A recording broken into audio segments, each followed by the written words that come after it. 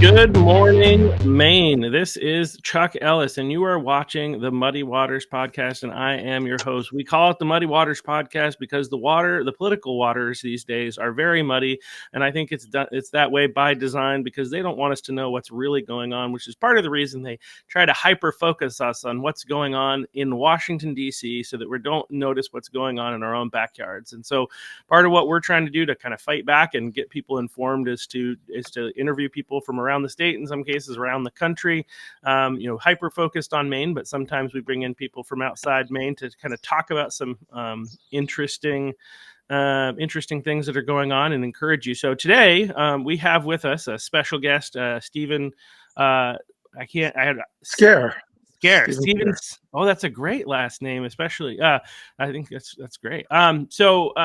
And you're more commonly known on X as Sidewalk Steve. Mm-hmm. So thank you for joining us today. Thank you for having me. Yeah, well, as I was telling you, we were kind of preparing for a conference and putting together some video on activism and encouraging people to kind of realize that there's more that can be done, but also I think given what you do, if you can do what you do, then I think I can have a conversation with my neighbor and be open and honest about what I believe, right? And so I wanted to give people an opportunity to hear, so maybe we should start with that quick video that I had to show people a little bit of what you do. Does that make sense? Sounds good. All right. Give me just 1 second. We'll pull that up. Sidewalk Steve in action. Oh, where did we go? I had it pulled up.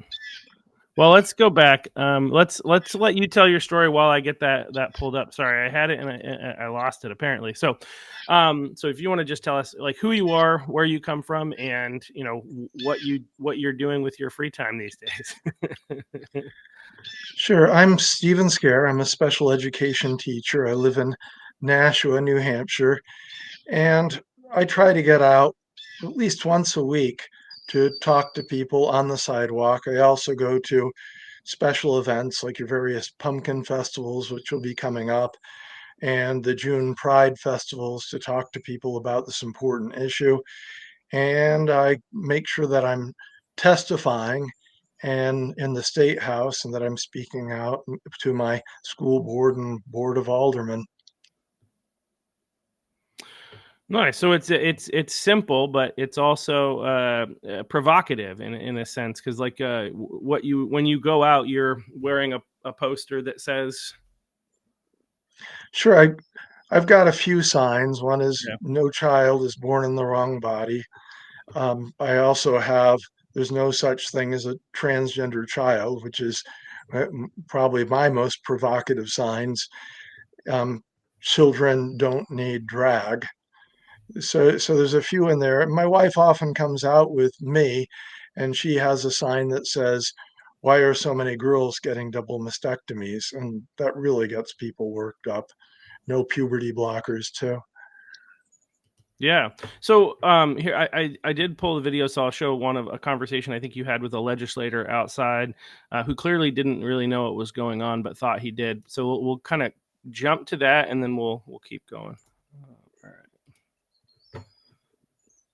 All right. What does that mean? First of all, I'm recording. There are no transgender children. They're just boys and girls, and some of them are being abused and exploited. I don't think I buy that. Can you tell me what a transgender child is? I think it's a child who is of one sex who believes they're of the other sex. So it's a deluded child. No, they know themselves. If a boy thinks he's a girl, isn't that a delusion? No, not necessarily. Is he a girl? If he thinks he's a girl, he may very well be a girl. Why are you people so vicious to trans people? I don't understand. Why are you sterilizing and castrating 8-year-olds with chemicals? Why are you supporting having 15-year-old girls getting their breasts cut off? Nobody's supporting that at all. You can't do it in this state. You can't do that in this state. Neither one of those things. We pass laws, you can't do that. It hasn't happened since you're voting on today. 712 377. I thought that was a fun one. There's tons. If you guys want to look at his material, there's tons of stuff on at Sidewalk Steve, on X, and there's just so much there. But that was a fun one because you're having a conversation with, this is a legislator, right? Yes, and it's a really bizarre statement because those were some of the highlights of the bills that they were voting on that day.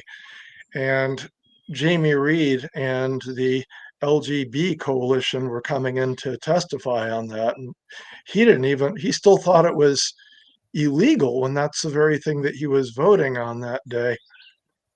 Yeah.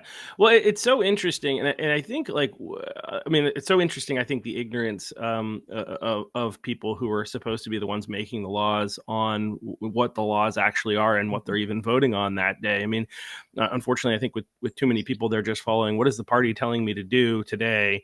I'm going to get he was about to go in and get his marching orders, I think. And he just hadn't got them yet. He's got to go into caucus to hear what he's supposed to vote and how he's supposed to vote, that kind of thing. But yeah, just the ignorance and not knowing what was actually, and you being just not just being, but like I think you said that you're a special ed teacher, who takes like one day a week and goes out and volunteers your time to try and help speak truth to a culture that doesn't want to hear it. And yet you know more about what's going on in that situation in something that is his job. And also like people, the unwillingness to realize, like what you said, is like, it's a delusion. And some people out there believe this. And I was actually hanging out with some friends last night that don't agree with me on this, but I think we need to keep saying it. We don't need to be jerks about it, right? And you're not, but we need to keep speaking truth regardless of whether or not other people like to hear it. And we need to make that sacrifice if we care about our society, right? If we care about the future, if we care about children, we like this issue is one that like it blows my mind. That people don't see it. It's very, very clear and obvious. And like, like we're the only, well, not the only at this point, but the West is like going in a really weird direction on this, and it's anti-common sense. And anyway, yeah. So what are some other things, like, to kind of share your experience of doing that? Like, what's it been like? How do people generally treat you? What's one of the most challenging and difficult situations that you've experienced while being out there doing that? Well, first of all, the feedback that I get is positive. It's more positive than negative. And sometimes it's just a thumbs up, or people will come up to me and say, thank you. Once in a while, someone will come and stand with me, and that's great. In New Hampshire, I've been around enough because I've been trying to get to different towns and different festivals, that the activists are getting word out not to engage with me. And there's a lot of videos where you'll see where people are even physically shoving past me to block a conversation.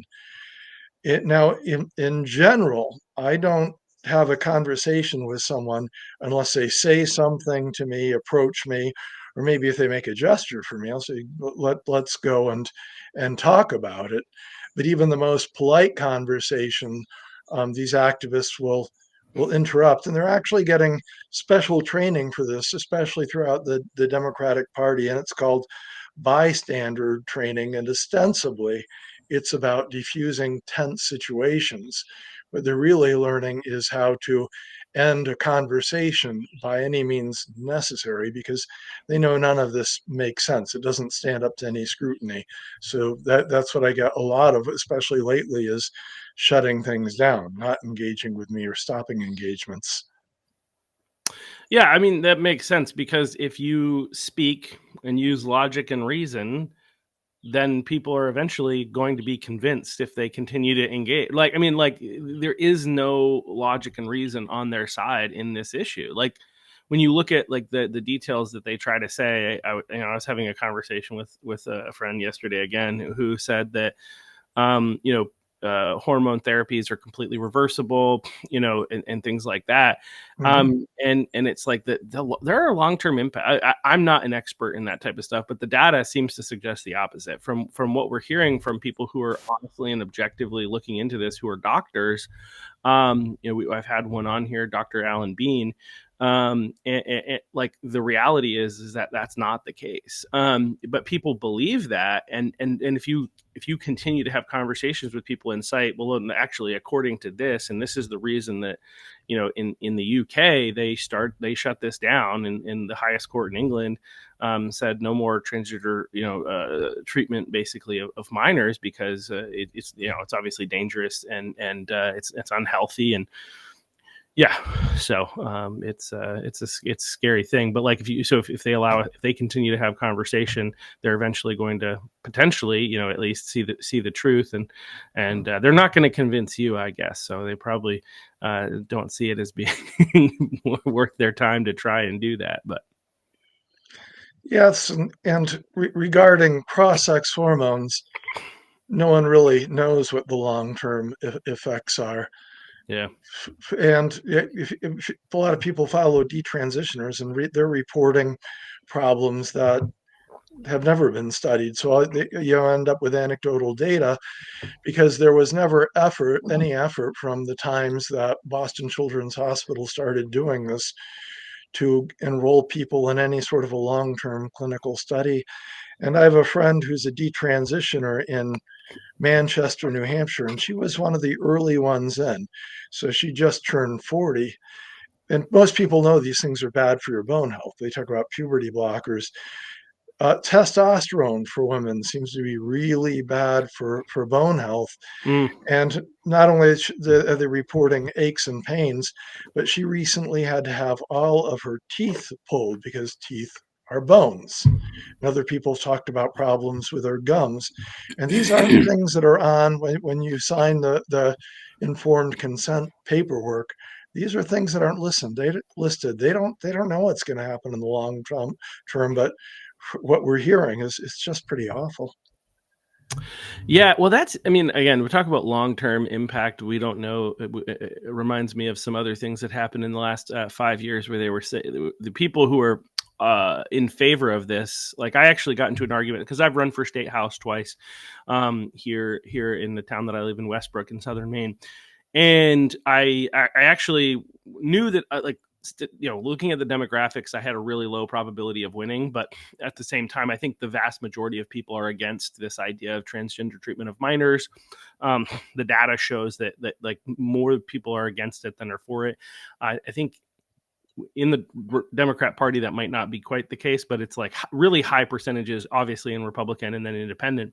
And so I was like, if I have any chance here, I've got to rattle the cage. And so I'm going to jump into this issue. And I started talking about it. And my opponent tried to argue in response to a Facebook post that I made, just kind of explaining my position on the issue and explaining how that differed from her position on the issue. She tried to explain that I was such an idiot because all of these medical institutions have said that this is good, and there's long-term history of people using these types of things and all that kind of crap. And it's like, first of all, it's just not true. I don't care what the American Pediatric Society, it's interesting. So one of my favorite classes when I was in college was a course, I think it was called Critical Thinking.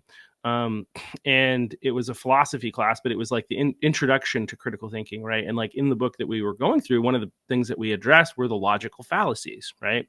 Logical fallacies are things that people cite as though they are true that are not necessarily true. Sure. I think one of the most common ones that I think is actually probably in reality plays out to be true a lot is what's called the slippery slope.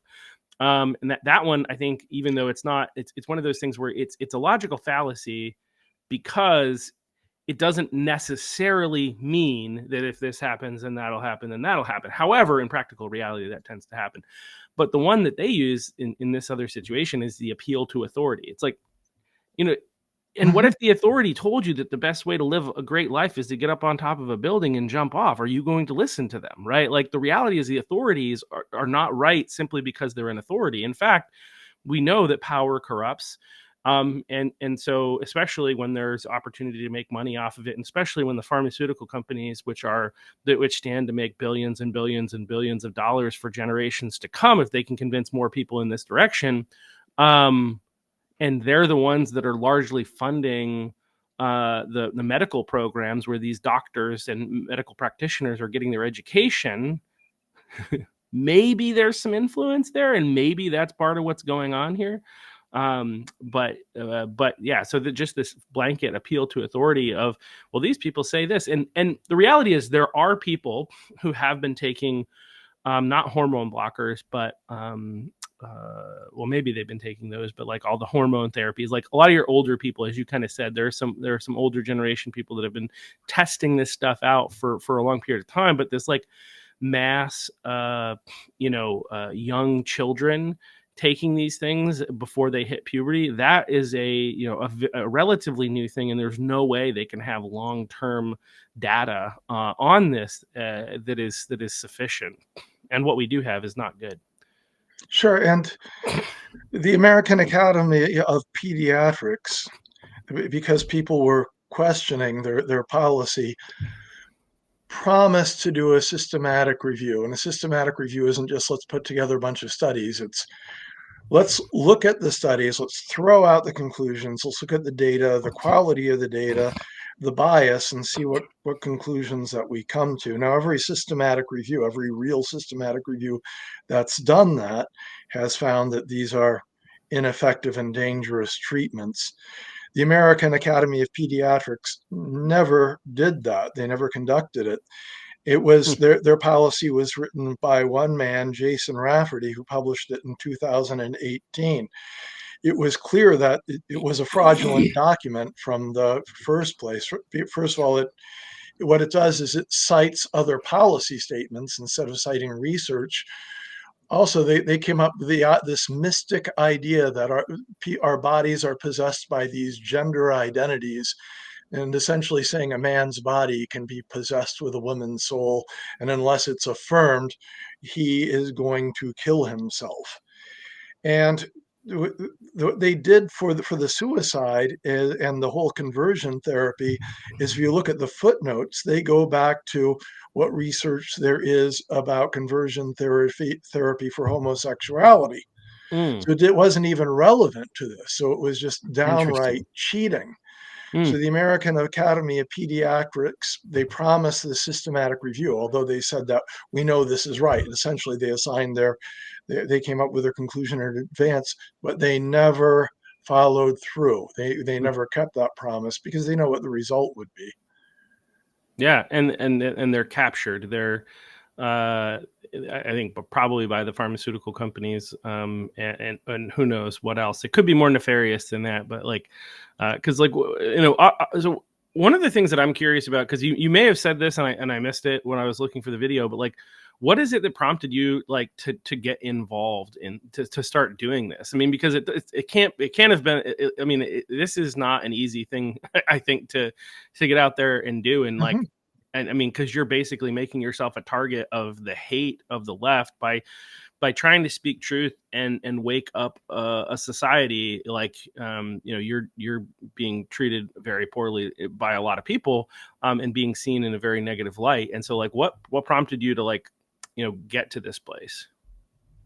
Sure, and I got into it by phrases. I think the first time that I spoke out publicly in the legislature and started writing letters to the editor was back in 2017. And at first, I don't want to live in an Orwellian world where we have to pretend that 2 + 2 = 4. I mean, 2 + 2 = 5. Sorry about that. That's all right. And as soon as I heard that we're going to have to use these pronouns or these gender identity laws. And then as a special education teacher, I saw a lot of my autistic students getting pulled into this, and they were super vulnerable because they're black and white thinkers. And children with autism get treated very poorly, not only by other students, but by teachers. They as adults, they have really high unemployment rates. And I saw kids that had particularly girls that had no interest at all in masculine things, were very girly girl for what that's worth. And all of a sudden they go to these after school meetings, like a GSA meeting, and they're bombarded with love. They get a sense of belonging, and that's it for them. I was seeing that. And as I was going through this, our niece back in Indiana got caught up in this, and she was having a really rough teenage years for family issues and struggling with some severe ADHD symptoms, and she needed mental health help. But she ended up being one of the first people being pulled in. It just made her mental health much worse. It led to addiction and homelessness, and she died of an opiate overdose, but she'd been talking about suicide a few days before, so we don't know which it was. So we look at these things as killing her, and that certainly caused me to be, whatever happens to me, I'm still alive, and I don't want other kids to die. Along the way, I ended up meeting a few detransitioners who communicated with me. And the days I do not feel like going out, and I'm a very anxious person socially. I'd love to keep to myself. But when detransitioners like Leila DeJane or Prisha send me messages saying, thank you, I really appreciate you doing it, it's like, oh God, I better get out there, because it means something to them, and it's going to mean something to other people. Another thing that got me along the way too, though standing more in the street, is I would have been happy, I think, just writing about it. But at the time, I got kicked off what was then Twitter and Facebook. I was getting banned for things that I shouldn't have been banned for. And I actually paid for when Abigail Shrier's Irreversible Damage, the transgender craze seducing our daughters. I put up 3 billboards. One got taken down by some local Democratic politicians and activists. Another one got paintballed over. Another one, the business that had it above them, even though they had nothing to do with the billboard, ended up getting vandalized. So I really decided I've got to take to the streets to talk about this, because where else can I say anything? Yeah. So they created you. We can thank woke Facebook and formerly woke Twitter for you getting out on the streets, because it wasn't until they shut you down there that you're like, I got to take to the streets. Mm-hmm. It's interesting. Sometimes like their tactics end up somehow working against them. Oh, they definitely radicalized me. Yeah. Well, I'm sorry for, I'm sorry for what you and your family had to go through, and having this hit so close to home. And what's worse along the way, things that happen like that, is there's very much this is a religion. I would say a cult, but definitely a religion with a very specific creed. And if any young person isn't fully satisfied with his or her medical transition, it's because they weren't sufficiently affirmed. So then immediately, when I just put up a Facebook post about what happened to my niece, it was very brief and I thought innocuous. That came out, people, activists in the nation, saying that I have blood on my hands. It's because I wasn't sufficiently affirming that she ended up dying, because that's part of the story. And that's why a lot of parents won't speak out too, and why it's really, really tough to have a child sucked into this cult, because you will be vilified if you speak out against it. So that's a pretty rough thing. The other thing that happened was along the way, and this was probably the toughest thing that happened to me early on, was where I was working. I was working at a public school, and something that they do specifically in any sort of an academic setting is the process is the punishment. So they told me, we want to see you next Wednesday. You can bring a union rep with you. So the whole time in this week, when you get pulled in for these things, what did I do? What's happening? Am I getting fired? And they do that deliberately. They could have, in the time they say, we're calling you in, they could say, hey, could you come over now or could you come over tomorrow? So that's part of it. And I got there, and every administrator in the building is there, I believe. I think they had the business administrations be there, like people from accounting who had nothing to do with us. And Wow. they had me sit out at a table. And then they told me that we've had you investigated, and we didn't find anything, which I, I would be surprised if they did, because I tried to be civil to everyone. I'm there because I care about all of my students, and Mm. we just wanted to let you know this. And it turns out it was because in Indiana, that regarding the Facebook post, a lobby managed to talk them into investigating me. In retrospect, I wonder about the legality of this process. And so they couldn't Yeah. fire me, but they made sure that they were going to make my life miserable there. So that's another thing that, I'm not going to shut up. This is just awful what you're doing to people. Well, yeah, I mean, it's interesting, and they do that though because so many people will shut up. So many people are afraid to speak out, and I would even say that like So I ran for office in 2022, 2024.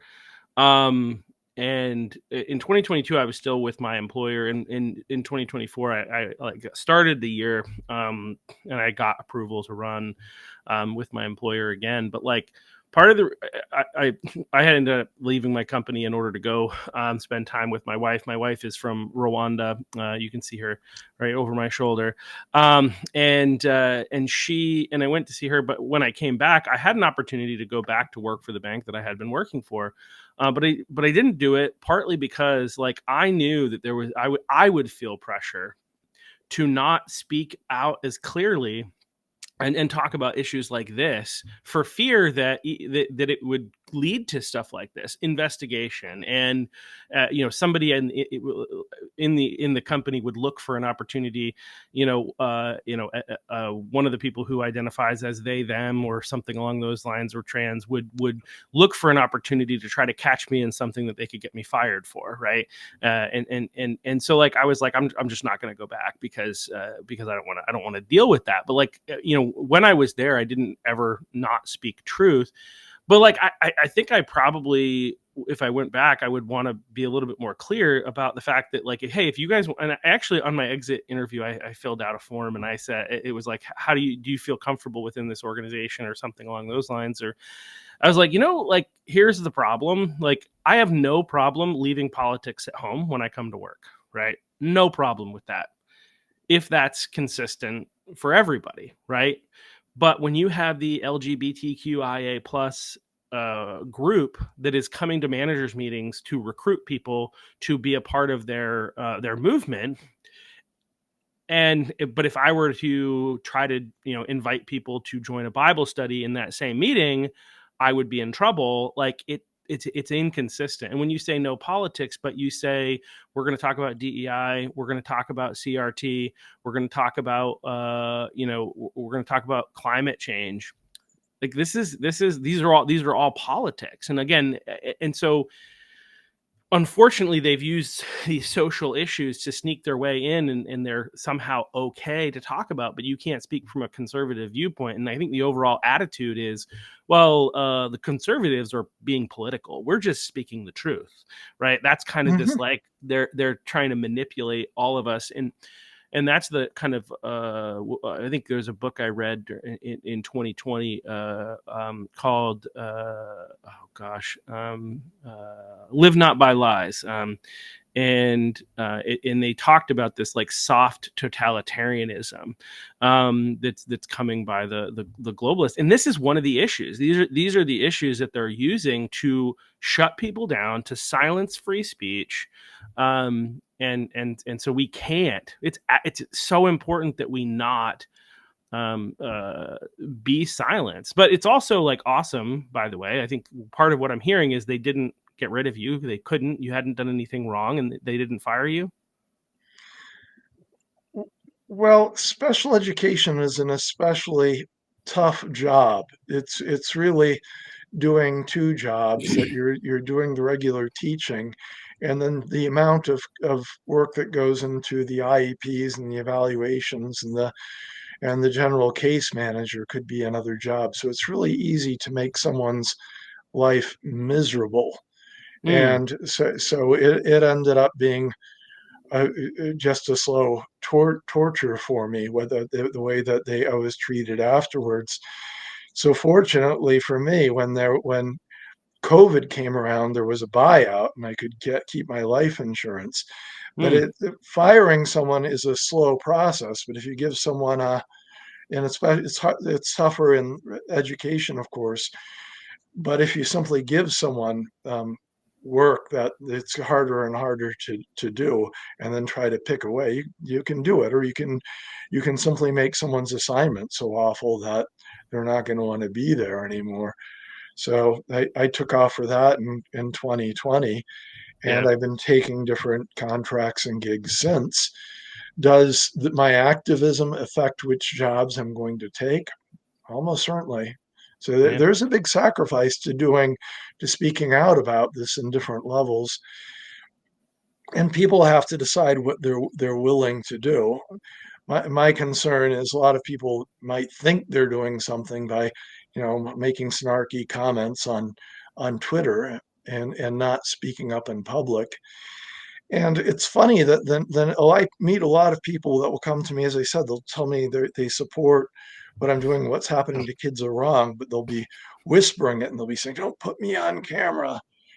And sometimes, maybe often, these are people they'll be Second Amendment people, and they'll have the "don't tread on me" paraphernalia and the guns and all that. It's like, you're telling me that you would have been there at Bunker Hill, shoulder to shoulder with people getting slaughtered, and you're afraid to speak out against because you might get in trouble at work, you might offend your relatives. And I'm not impressed. People need to decide what they're willing to sacrifice, and the chances that the chances that they're willing to take. And the obvious places to speak up is just show up to testify, speak out at the school board meeting. And I get that. I've got social anxiety. That's really scary to do. But if you want to do something, speak up in public, get up on your hind legs and say something. Well, and furthermore, like I agree with all of that wholeheartedly. Like we need more people to be willing to speak up. I'm ashamed of the fact that I was unwilling to speak up while I was still with my company. I shouldn't have had that attitude. I should have been willing to risk like the fact that they might give me a hard time, or people might try to find a way to, because what's on the other end of this is children are being mutilated, and chemically castrated, and they're given hormones that are like, you talked about, like cause bone density problems in these girls, and you've also alluded to the fact that like there's a high percentage of the kids that are getting led down this path are autistic, right? And they're being taken advantage of is really ultimately what's happened. But in some cases, let's be very clear, there's a lot of well-meaning people that really buy into this stuff. They've bought into thinking that this is the right thing to do, that they're being helpful to these kids. That's what a lot of these people actually think. Not everybody on the other side is the devil. But unfortunately, you've got the mental illness that is transgenderism in the first place, and then you've got the other mental illness that is believing that that there are trans children, right? Like, so there's the people who are going through it, and then the people who have bought into it. They're both different brands of mental illness, in my opinion. Like, if you get to a place where you believe that 2 + 2 is 5, I'm sorry, your brain is not functioning at high capacity. Which, just for fun, you mentioned 2 + 2 it does not equal 5 before, and I wanted to show for people who and I think I'm gonna stay, if you're okay with it, I'm gonna send you one of these for free. Where are we? There we go. But for people who may be interested, you guys can buy these on my website. Boys are boys, girls are girls. 2 + 2 = 4. I almost wanted to put not 5, but these are some shirts that we've designed, or I designed, had designed. I did not design them, but that's and I'll send you one of those later, because if you want to wear it, it might be. I know you're not afraid to wear it, but yeah, I mean, but it's you have to be doing some damage to your cognitive function to convince yourself that 2 + 2 = 5, right? And so people who are I'm sorry if you're one of the people out there, but this is just a reality. And part of what this whole thing is about is like speaking truth, even if people don't like it, right? Because there are people that are being abused and their lives are being ruined by this ideology. And we need to be willing to take a little bit of crap, a little bit of heat. Again, you mentioned Bunker Hill. Like, what we're talking about is nothing compared to like literally getting shot at and killed. The people who stormed the beach of Normandy, right? Like, so many people, they were actually willing to give up their lives. And people here are like, oh, but somebody might think I'm a bigot. It's like, I mean, somebody who's got cognitive, like some serious cognitive problems, that if they've bought into a clear and obvious lie, this mania, may think that you're crazy. Yep, they might think you're a bigot, and so what, right? So, just a couple of responses to that. I mean, what's happening to children is horrible enough.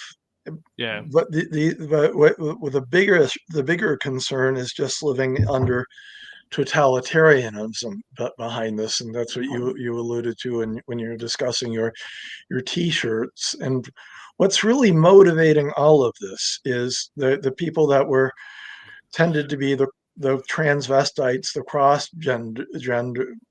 cross-sex dressing men with autogynephilia, often really, really narcissistic men.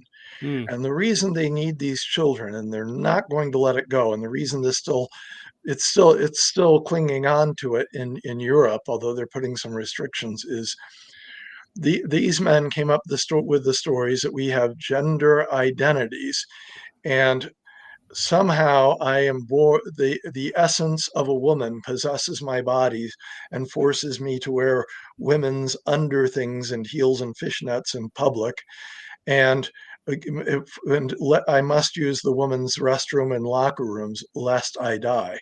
We've given these men tremendous amounts of power. These children exist as proof of concept, because if they're, and they've, some of these men have come up to me and said that when I have there's no such thing as a transgender child. Well, there's transgender adults, there's transgender children, and what they're trying to prove is the inverse. And so they need transgender children who must receive these treatments and be affirmed lest they die, because it's their whole argument for the civil rights movements. And so they're looking for vulnerable kids that are fully indoctrinated. And that's one of the things about, I don't know how familiar you are with autism, but if no one's ever won an argument with or very rarely someone with autism. And I hope my autistic friends will forgive me for saying that. And of course, that's a little bit of hyperbole, that they're very dogmatic thinkers, and they get the whole catechism. You probably run into these people with the cartoon anime profiles online, and they've memorized all of the talking points, and they're always right, and they've got all the spare time in the world, and they'll go on forever. So they're targeting these kids, and so that they tend to get some of the autistic people and the troubled girls, of course, who are victims of trauma and maybe of autism too. And then there's always the Munchausen moms that we've legalized being a Munchausen mom, and they're willing to sacrifice their children to this cult, to these adults that need autistic children to prove that they are born with female identities. So that's going to keep going on. And as far as people being virtuous and really believing that, I ran into those people early on. I'm less inclined to believe that's true. That I think that there more and more you're seeing people that very much want to appear and signal that they're virtuous. If you go to these state house hearings, what happens is the liberal churches will just bring in their congregations and their people that the pastors will say something like this pastor loves you, and the implication being other pastors don't. And they'll bring in, especially the older people, a lot of them have dementia, it's really clear, and they want a virtuous cause. They want to be the people marching with Martin Luther King, but without the inconveniences of the dogs and the fire hoses. And this is some righteous cause, but they don't want to examine the cause. They don't want to have those conversations. So I don't really know how many of them do it because they think it's the right thing to do, as much as I want to appear to be virtuous. And I'm not going to examine this because I've got some questions myself.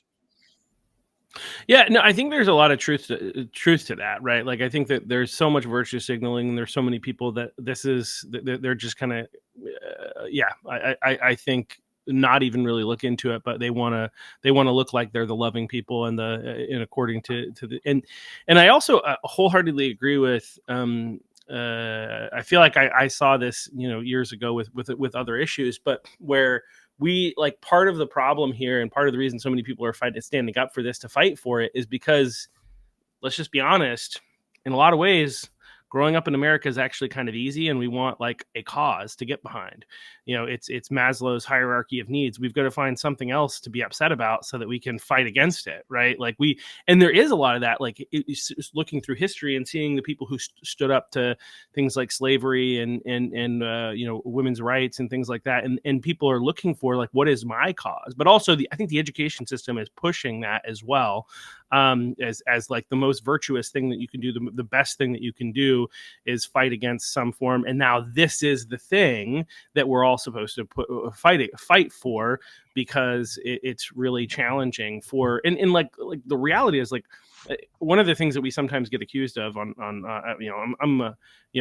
as a conservative, and people who speak out against this is like not caring about the kids and what they're struggling with. And that's not the case at all. Right. But in Maine, we've got the big issue of boys and girls sports, and people are upset. Like, well, you've outed this person. You're making their life difficult. You just want to shame them. And it's like, no, but I do want to shame the parents, and I do want to shame the administrators, and I do want to shame. I mean that, like, some of them may be well-meaning, and again, I say that because I think there are some people that haven't done the research and really do think that what they're doing is helpful, having not looked into it. Again, what percentage, I don't know, but like, but I don't care. Ultimately, if you didn't do your research and you're encouraging and affirming kids in a direction that you haven't actually gone through and asked the difficult questions about whether or not this is actually good for kids, even though you shouldn't need to do that, because common sense, well, is no longer common. Was it ever common? That's a whole nother story. But like, this is something that's obvious, right? Like, you don't need a master's in gender identity and gender studies to know that a boy is a boy and a girl is a girl. But I'm not upset with the children. I'm upset with the adults in the room. And one of the things that we had a young girl who is 16, showed up, and she's spoken at a number of events at this point. And she spoke at a school board meeting. Wasn't even her school. She didn't intend to speak. She just went to go there because she knew that they were talking about Title IX related stuff, and she couldn't help herself but stand up. And like, the impact of a 16-year-old girl speaking up about this, like, it was deafening in that room. It changed the tone of the entire school board meeting, in my opinion. And there was another young student, male, who spoke up. And the reality is that the adults are not being the adults, and so because of that, now we have to listen to, we're hearing, they seem to be willing to hear from some of the students, but they're not, like, the adults can't figure out what is obvious. And anyway, Well, yes, it means a whole lot when younger people speaking up, and we're hearing about that more and more. I talked to a middle school student, this when I was standing on the street, and I probably get more support from the younger people than any other group, that they're sick of having to go in and lie to about stuff. And he told me that he was suspended for a day because he was working on a group project and he refused to pretend that a girl was a boy, just refused to do that. As far as people's good intentions, when people tell me that, I can't respect that if they're unable to consider the possibility that they might be wrong. Then I don't consider it good intentions at all. I just look at it Yeah. as pure indoctrination. And once in a while, I would meet people like that early on. I can't remember the last time I talked to such a person. Yeah. But if you're shutting people down entirely, then what you're saying, this is my religious Yeah. belief. And as far as the good intentions too, this is ultimately a Marxist movement because what it does is it's an extension of historical materialism that our very perceptions, our very logic, and that's what Orwell was talking about. Everything Mm. is formed by social economic forces, and we'll have some sort of a paradise on earth once we forcibly stamp out all of the inequities through the state redistribution of power and wealth. And so then we have queer theory here, and that the people that who were marginalized because of their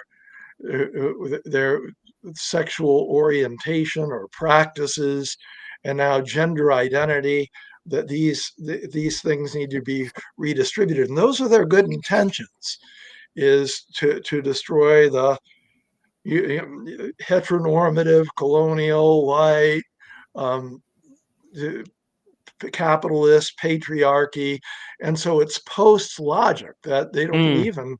That's why they don't believe in logic. That's why they want Yeah. to shut me down, that this is all these things. And so if you ask a basic question like, what is a woman? What's a gender identity? These are horrible rhetorical traps based on Western logic. You brought up rhetoric before. They deny rhetoric. They deny science. And these good intentions Mm. are all about destroying society so that some new Jerusalem will arise, and it will and even anyone's personal shortcomings will be resolved. And that's why this is so appealing, is that you can with any of these movements, is without working on your own character, without doing things to make your life better. What you do is by redistributing wealth and power and advocating for these causes, you're going to make the world a better place. You don't have to do anything about your own lousy lifestyle and habits and behavior. Yeah, no, yeah, wow. I mean, a lot. There's a lot, a lot there, but I agree. I mean, I think it is a um, this is part of a larger Marxist ideology that is set at destroying, really civilization in the West to be replaced with who knows what. But like I think you said, this utopia that they believe exists and could exist, I should say, but without any. Anyway, there's a lot of really great stuff in that what you just said. I don't really have the bandwidth to respond to all of it, but I think the oh gosh, I had a thought and then it just escaped me. But I think yeah, my brain is shut off. All of a sudden, it happens every now and then. But yeah, ultimately the goal is about bringing about the end of the civilization. Oh, this is what I was going to get at, is like utopia always ends in dystopia, right? There is no utopian world that we're going to be able to create here. Not only if we were to create it would it require a lot of work and introspection and people to like realize the problems in their own life and rather than pointing the finger at somebody else, but more to the point, like every utopia idea that people have, these ideals, that always falls into dystopia, and so like it anyway. But as you said, post logic, they're not focused on logic and reason, which is really challenging, and it leads to the question of like, how do you actually reach people? How do we actually convince people who can't be convinced because they don't believe in logic and reason?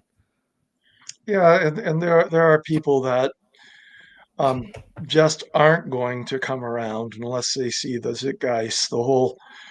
If their views become unpopular enough, there's people that are just going along with it because it's the cool thing. You can peel some of those off. But the other problem with any ideology is once you do that, you block everything else out, and then any sort of ideological revolution is a license for sadistic people, and that's another group that I encounter pretty frequently. And there's archetypes of certain types of people you can recognize, and whenever I go out into a crowd, specifically a pride event, it's like automatons. I know who I'm going to meet. One are the groups of people that are going to flock in and block my sign. And when I go out with my wife, they'll always go out with a person that's they perceive to be the weaker physically. They will go Really? after them, and they're people that were obviously really really good bullies in middle school, good at Mm, mocking people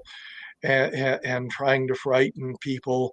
And then it's an excuse for them to bring out their innate sadism and to go after people because they're in the absolutely right side of history. And I'm often told me just carrying that sign will cause people to commit suicide.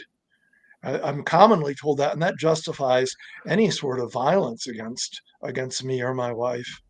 And that's something that we've had to deal with. Is mm. if I go out, there's a good chance that someone's going to throw water at me, shove me, hit me, try to hurt me. It's a license to treat anyone very poorly. Yeah, yeah, that's really interesting, and I've not had like so I've not done a lot of like the on the street kind of stuff at this point. I did video. I haven't put all the stuff together from a person who stands outside an abortion center here in Planned Mhm. Parenthood Center here in Portland. I've done some video. I need to do some more editing and kind of put it all together, but I haven't. He deals with similar types of stuff. I mean, it's a different issue, but you kind of see the same type of people. And I would say for the most part, most people just kind of walk on, and if they say anything, they're pleasant. But then you do have some people. Like I remember one guy that just walked by and just gave him the finger, and he got the guy going by saying, why are you so angry? Are you a Trump supporter? And in Portland, that's a good way to get somebody. And so he kept. It was actually he kept going, and the guy. It was nothing violent or anything like that, but it was very comical. You got to have some fun while you're out there, I guess, is what he said to me. But it's it's a difficult thing to do, to kind of do that. But yeah, I think one of the things that makes me like less likely to want to do it is the fact that you're going to get some of those bullies that are going to come up, and like, how do you handle that situation? And you've I've watched some of those videos where you're dealing with people who are like standing in front of you waving pride flags and trying to like make sure that nobody else can see what you're doing, and they're just like, I mean, bully is the right word. They're just happy as a clam to have somebody that they can think that they're morally superior to, and they can treat poorly because, oh, you don't align with us, so therefore it's okay actually Well, to that treat that's the you like crap. excuse, but that's the excuse when you look at their mannerisms and their expressions. These people are just sadists, and Yeah, of course, sadism is just part of human nature. yeah, That's why we had the gladiators, and then this is an excuse. They yeah, often don't know much about the cause at all, or don't think about it, but ha ha ha, here's a license to hurt someone. And that's why yeah, they'll tend to go after. When I'm out with my wife, who's, I don't know, like 5 foot, not much, they'll actually go after the weaker person. And that's something that even growing up in the 70s, that's something that you did not, even if you were a bad guy, that was something you did not do. But they've got no compunction about it. They're just fine. And some of these are educated people. More often than not, I find out who they are. What's a small state, and hopefully embarrass them to not do this anymore. But it's just a lot of it is about sadism and just enjoying hurting people. That it's a lot, any ideology. I mean, it's like the French Revolution. It's a chance to do that.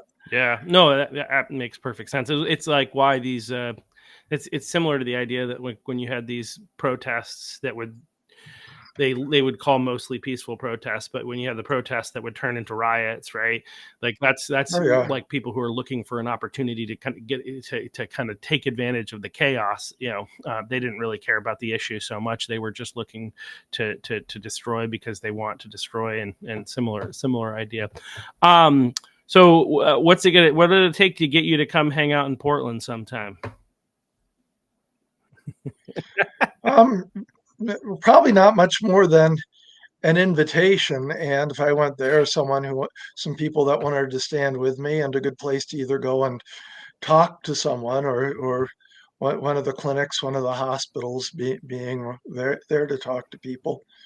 Yeah. Also, if there's an event to protest that specifically, then it's a good chance to be there too. Yeah, well, definitely. I think I think one of the things that I've been talking with another guy about that we both want to do some stuff going into Portland, and there are some spots in Portland that I think we could hang out. We would, I think the DSA, we would find that we were there, and so they would send some people over, Democrat Socialists of America.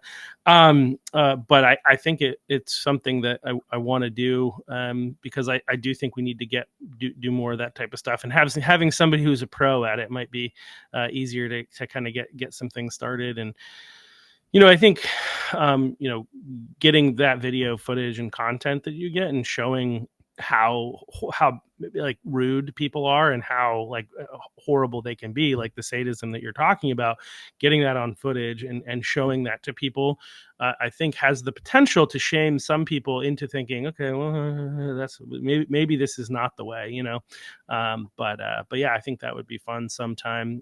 So we'll connect and maybe organize something, and maybe if you're open and interested, maybe it'll be an opportunity to have you come and speak at like some of the events that we do, because I think like what you're doing is great and I really appreciate it, and you're educated, you know what you're talking about. Like, I think the argument a lot of times from the other side is that like people who disagree with them are poor, uneducated, idiots that don't know what's going on. But you are, you're an educator, actually. Like, you were, a special ed teacher, and you know what you're talking about. You've done the research, and you have personal experience with this. And so I think you've got a lot of authority with which to speak on this. And I really appreciate you like sacrificing so much, especially being somebody who has like, so I don't think you use the word social anxiety, but something along those lines.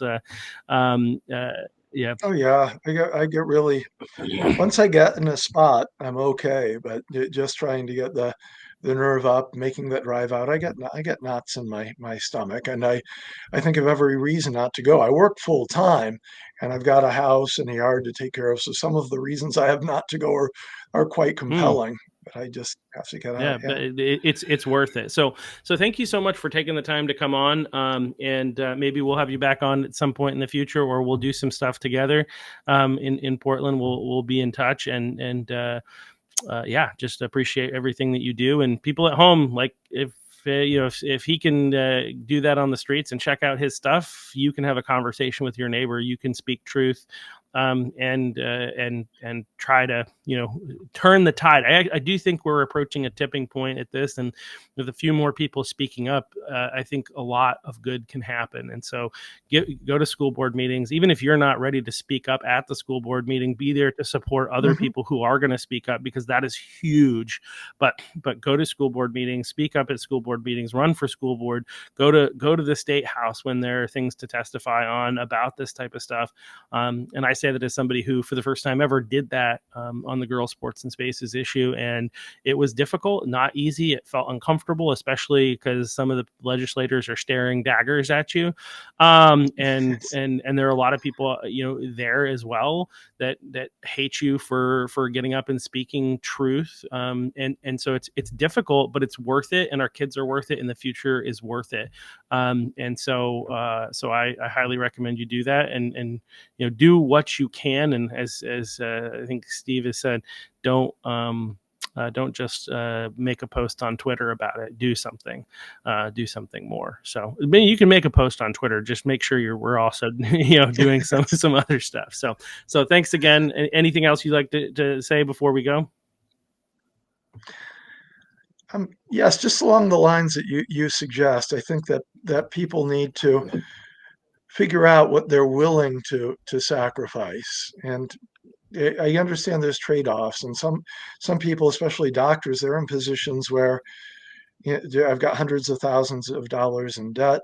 I could get fired from my job, maybe out of my practice, and not some people have sacrificed everything like that. I mean, some people aren't ready to, or maybe they won't. But to think of one small thing that you can publicly do, like speaking out briefly at a meeting and bringing someone along, coming up to the state house, making a phone call, and to make it like anything else, making it a little bit of a habit. I'm going to do this regularly, but some small thing that you're willing to sacrifice, some chance you're willing to take, and some anxiety that you're willing to suffer. Yeah. It's a sacrifice that's well worth it. So I've not been sad anytime I've done it myself. So but I think a really great point. Start small, find something that you can do, and build from there. So. All right. Well, thank you all. We'll see you back here next week. We have, I think on Monday, we have Eric Small, who's running for U.S. Congress against Shelley Pingree. So we'll see you back here on Monday.